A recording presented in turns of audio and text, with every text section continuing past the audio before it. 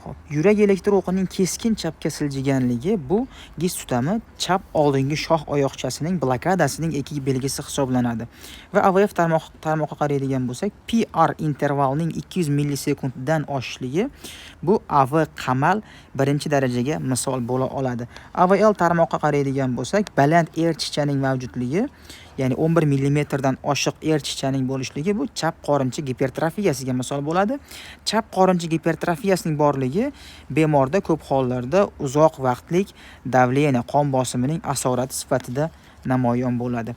Ko'krak tarmog'iga qaraydigan bo'lsak, o'tkir va baland T tishchaning mavjudligi bu giperkalemiyaning belgisi va ritm strip, ikkinchi standartdagi ritm stripga qaraydigan bo'lsak, quti intervalning oshishligi, ayniqsa quti interval ST segment hisobiga uzayishligi bu gipokalsemiyaning belgisi hisoblanadi. Mana shu giperkalemiya va gipokalsemiya qo'shilgan vaqtda bemorga surunkali buyrak yetishmovchiligi kasalligiga gumon qilishimiz, ko'proq foizlarda shu kasallikka gumon qilishimiz mumkin bo'ladi.